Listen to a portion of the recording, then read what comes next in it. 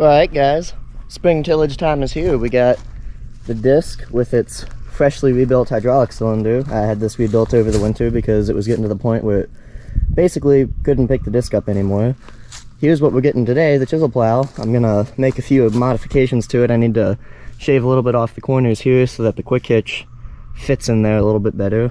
Right now when we go to unhook it, it kind of gets wedged and the top hook doesn't want to come out. We also are gonna probably try adjusting the depth wheels a little bit here, because right now they're set pretty much so that the plow runs as shallow as possible. Because remember last spring, those fields were plowing so hard that the tractor it didn't have enough ass to pull it with it how it was set, because it would pull wheelies. It didn't have enough front weight. But this time, so I'll give you guys a little bit of backstory here.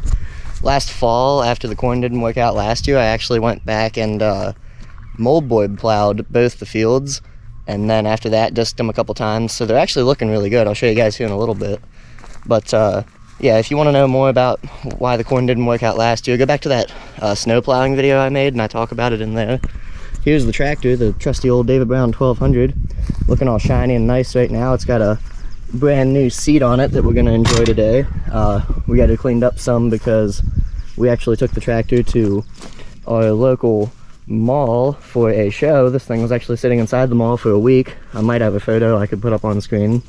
But so yeah, I did a few things to it, got a new seat on it so it looked nice. Actually went through and rewired up the front headlights, so we have those now in case we got to do some disking after dark or something. The fender lights still are not wired up, and they need new bulbs anyway. You probably hear them rattling around while the tractor's running, but yep, we're gonna get started. So thanks for watching, and hopefully this is the first any field work. This is the first of any field work I've done so far this year. So let's get to it, and hopefully today is a good day. Well, what is the 1200 doing sitting in the shop? And why have I been quiet now on YouTube for almost a year? Both are questions I'm going to answer in today's video, but real quick, I'll show you why the 1200 is in the shop. The overhead crane kind of parked over top of it might give it away, probably not, but oh, holy cow. Yeah, that still kind of looks like a tractor, just it's had its guts removed from the center. This is, I guess, like an open heart surgery for a tractor. There's the flywheel, and the motor's still in there. We're not doing a motor job, but maybe this will give us a hint if anybody knows anything about David Brown's. What is going on here? Yep, that's the PTO assembly pulled off the back of the tractor, all because of this shaft right here that has to be pulled back away from the clutch, because oh well, I guess that kind of gives it away. Yeah, we have a new clutch assembly here. This is what they call a dual stage clutch, because it's got the main transmission clutch and the PTO clutch kind of built into it together. And if we walk over here, here's the old one, and well, this is all part of the throw out assembly. And basically I might go into further depth of what we're doing here in a later video, but for pretty much the entire time we've owned this tractor, in fact maybe even the entire time, because we didn't use the PTO when we first bought it, the PTO clutch has not worked on this thing at all. We literally have to shut the tractor off and engage the PTO every time we want to run it. You can turn it off while the tractor's running by just knocking the range selector into neutral, but you cannot turn it on while the tractor's running. I mean, you kinda can, but you're gonna grind the gears. I mean, everyone says grind it until you find it, right? But this kind of brought a whole new meaning to that, and you had to get lucky. But anyway, that is just one of the many things we've been up to. This is not the reason why I haven't been uploading. This is something we just started, about a month or two ago as a winter project, because it's currently January 18th when I'm filming this, and in a couple months it'll have been almost a year since I uploaded anything to YouTube. I think, wasn't my last video like buying another hay wagon or something? I don't remember, but basically the footage you guys just saw at the beginning of this video was the last bit of footage I took in the spring of 2025. I think that was like end of March, maybe beginning of April when that clip was shot. I can't really remember, but yeah, after the very last shot you guys just saw, basically I had been trying to fly the drone that day. I was by myself filming because I didn't have anybody to help me. I'll get to that in a little bit, but the drone was acting up and I could not get it to follow me like it's supposed to and take shots, so I wasn't able to complete the video the way that I wanted to complete it, which, looking back now, not that big of a deal. I still could have made a video and uploaded it, but, well,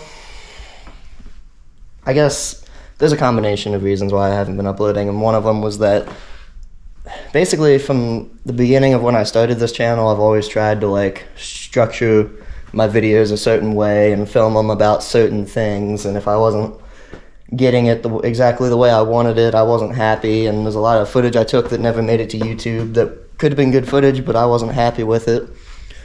I know I kind of sound like Mr. Beast now, but I don't know. When the drone was acting up on me that day, it kind of was like the last straw on something I'd been considering for a while, which was taking a break from uploading for a little bit, because I was just getting burnt out, and I was at a point in my life where my new day job was consuming a lot of my time, and I didn't have nearly as much time to be farming in general, and especially anybody that does YouTube knows that this stuff, holding the camera, doing what I'm doing right now, and then editing all that, it takes a lot of extra time and makes a farming job that could be an hour easily be twice that, because you're stopping and starting a lot, and yeah, I was running out of time to be able to do that, and not only did I get a new job within the past, well, I guess I've been there a little over 2 years now, but I started out there part-time and then became full-time about a year ago,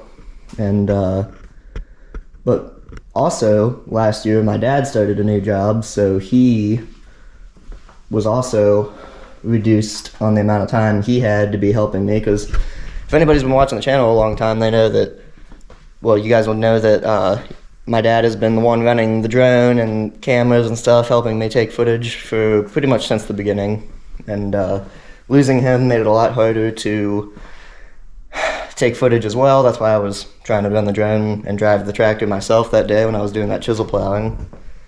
And basically I just decided that, you know, I needed to take a break for a while. I didn't know it was going to be this long, but it was kind of nice, honestly, this past year, being able to farm and have one less thing to stress about, trying to worry about getting perfect camera shots and stuff. And that's another thing. I've also decided now that I'm going to come back to YouTube, but I'm not going to necessarily push myself to make content any certain way anymore. I'm just going to, whenever I think I want to grab a camera and film, I'm just going to do that. You know, I have a nice drone now, but I'm not going to be as worried about trying to get action shots, and I'm still going to try to get some when I can, but it's not going to be the end of the world if I don't. I mean, I watch Bame farm on YouTube a lot, and he doesn't even have a drone, and he always makes good videos, and he's someone that I kind of look up to a lot, because he's basically farming the same way I am, just more established, but he makes it work with the old equipment, and I have a lot of respect for that. And I mean, I watch a bunch of other YouTubers too, but I can definitely relate to him a lot more than some of the bigger channels. But yeah, I'm kind of rambling on now at this point, but I wanted to make this video to show you guys that with this, I have actually been up to a lot of stuff, you know, behind the scenes, I guess you could say, not getting filmed, because I actually have made several major purchases these past couple years that I haven't shown you guys yet, and I'm excited to. And I'll show you a couple of them actually in this video, some of the not so major ones. But yeah, I'm still here. I'm excited to get back to uploading a little bit. That's another thing too, is I probably may or may not get back to uploading as frequently as I used to. It just depends, because I've made, and I'm in the process of making, a lot of life changes this past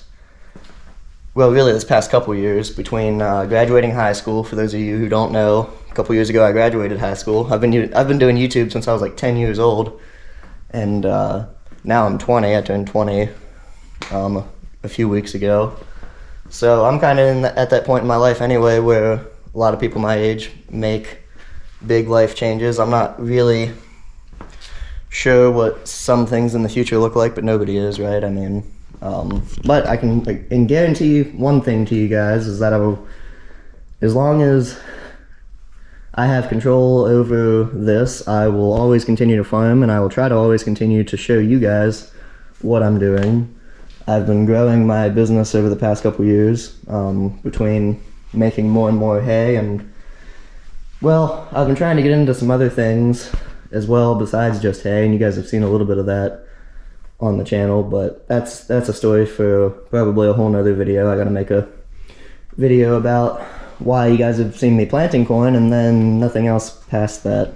But alright, you know what, I'm just gonna try to, this is gonna be one really long clip, but so we've seen the tractor. That's, maybe I'll do some progress updates on that, but we got the clutch out. We're waiting on a couple parts right now, some bearings and stuff, and then we'll put that back together. There's the other tractors sitting here, you know, hibernating, I guess. We've been using them a little bit. I'm definitely glad I bought this one now, just in case I can't get that clutch job done before springtime, because obviously there's a lot of things that the case can't do, but this one can, and that's part of the reason I bought it.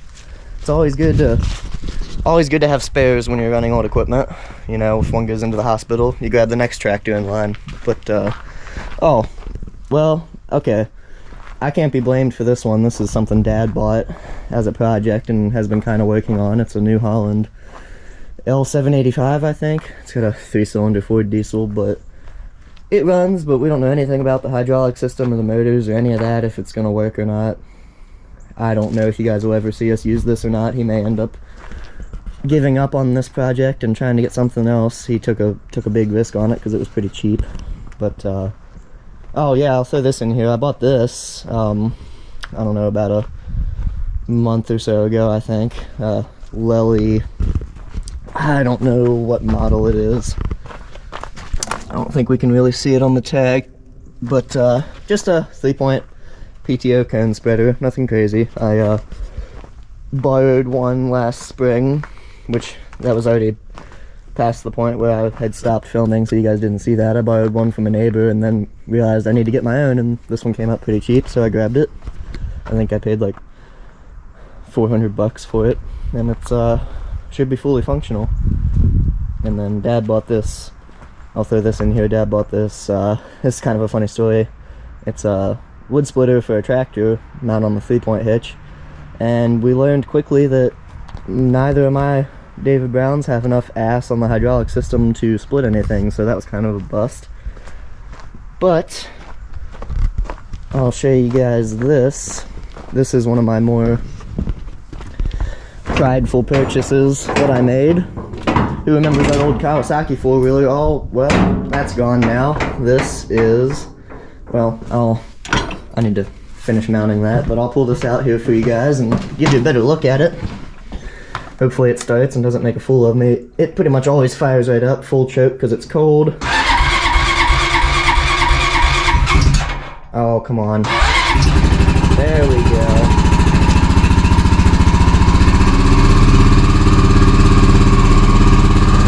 Yep, I got tired of that old full automatic all-wheel drive Kawasaki Prairie that I had, and well, this is a Honda Rancher 350, and that right there is the reason I bought it. Oh, I didn't open that door far enough. There you go.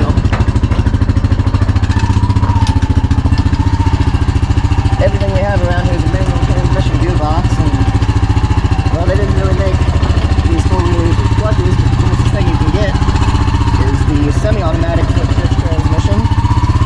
And also, I was raised to believe that a Honda 4-wheeler is the most indestructible 4-wheeler ever made. And, well, this one's gonna make me look bad because I got the camera out, but normally it shifts pretty good. And, yep, this thing was like fresh to death when I bought it. I was told it was a one-owner, but I bought it from a dealership because the guy traded it in for, I think, a side-by-side. But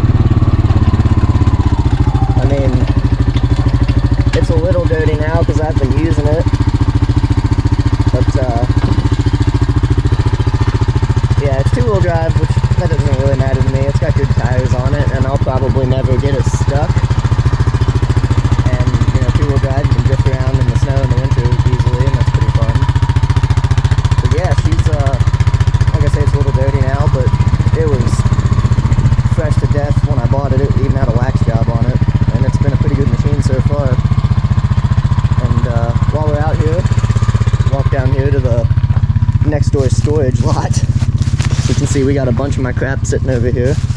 And, well, not all of it's mine. These 2 trailers are Dad's, but... So, I'm not going to give anything away just yet, but the reason this is sitting down here is because it's actually for sale right now. This New Holland 488 Haybine was one of the first purchases I ever made when I was much younger than I am now. And no, I'm not getting out of the hay business. Don't worry about that. I know I haven't been keeping you guys updated, but no, I'm not. I'm certainly not done farming and not done making hay. But, well, let's just say I bought something to replace this, and it's a hell of a lot better for many reasons. And so this is currently for sale.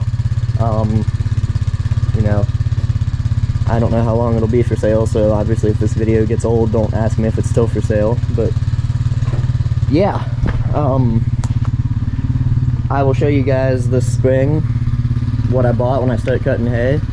It's not here right now where I'd show it to you, it's at a different location, and well, I'm updating you guys, but I'm not going to drive around and show you everything I have, because I kind of have my stuff spread out over the county. I mean, multiple locations, because that's what you got to do when you don't actually own a farm, like I don't. But one day, right? One day. It's all about progress, and just keep pecking away at it. But alright, I've been recording for a while now, and just wanted to let you guys know that a lot's been going on behind the scenes, and I will be back to uploading videos again here soon, hopefully. Another thing I need to do is get myself a new computer and editing software to edit on, because I was getting pretty unhappy with my old setup.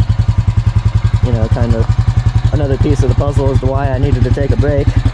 You know, this filming stuff isn't cheap. You want to make good videos, you got to invest some money into it. And but like anything, it's worth it if you're passionate. And yeah, I guess I'm pretty passionate. Been doing it since I was like 10 years old. 10 years now on YouTube, and